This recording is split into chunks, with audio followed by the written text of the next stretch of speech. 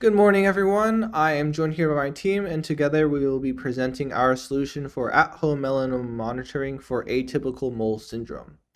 So on screen is cartoonist Marshall Ramsey. He was attending a cartoonist convention when a fellow convention goer told him about their own battle with melanoma. Marshall Ramsey has AMS, which means that he has hundreds of moles, of which many can be cancerous. Marshall went through a dermatologist, a primary care provider, and finally a plastic surgeon before he finally received the treatment and diagnosis for melanoma. Over the course of these treatments, he had a large portion of his back removed, 75 moles removed, 3 melanomas, and about 60 atypical moles. Because of his prompt decision to immediately see a doctor when he identified abnormal moles on his body, the moles were able to be removed before they became malignant. Atypical mole syndrome, or AMS, is a disease defined as when a patient has over 100 moles on their body, with 3 or more being atypical moles. An atypical mole is asymmetric, has irregular borders, has multiple colors, has a diameter greater than 6 millimeters, and is evolving, with change in size, shape, or color. AMS patients have a 17-fold risk for developing cutaneous melanoma, with 2,000 new cases per year in the United States. In 2019 alone, 28,000 people were affected. AMS is the most important phenotypic risk factor for developing cutaneous melanoma. Melanoma is a rapid-growing cancer that can metastasize in as little as 6 weeks and can form new tumors, most often in the brain, bones, and lymph nodes. However, the 5-year survival rate increases from 14% to 98% if caught at an early stage. Monthly self-skin exams are the most common monitoring solution, but are impractical for AMS patients. Dr. Pavles, a practicing dermatologist at Duke, notes that approximately 70% of melanoma originates from new moles, and that many patients report noncompliance due to the difficulty of monitoring over 100 moles in areas like the neck, shoulders, and back. In addition, patients on melanoma forums worry about the yearly frequency of dermatological visits. Therefore, there is a need for automated at-home monitoring for the appearance of new moles to improve early detection of potential melanomas. For our first functional requirement, our solution must be able to record the appearance and disappearance of visual lesions in an at-home setting. The chart below shows the sensitivity, percentage of true positives, specificity, percentage of true negatives, an F1 score, a combination of sensitivity and precision to account for both true positives and true negatives, of self-skin examination, total body scanner, and dermatologist.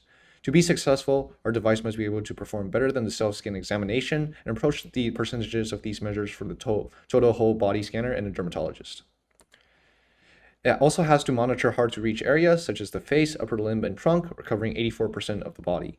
And lastly, it has to alert the dermatologist when any unusual trends are detected through using an app incorporating RedCap.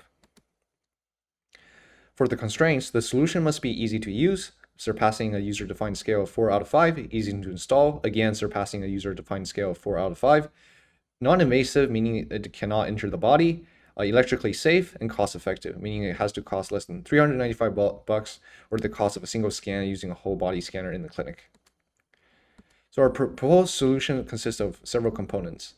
The image on the left shows an adjustable door hook that can fit different sized thickness doors, a line laser that can project lines on the floor for a consistent distance from the phone camera, a stand attached to the door hook that can telescope or move up and down to fit different height doors. The image on the right shows a ring light holder that can hold both the phone and the ring light, and the back of it contains a magnet that can attach to other magnetic materials like the steel rod. Here's an example of a proposed solution with every component like the door hooks, laser, telescoping stand, ring light holder, ring light, and phone. And this is our solution in its entirety, with every component included in it, like the door hooks, laser, telescoping stand, ring light holder, ring light, and phone.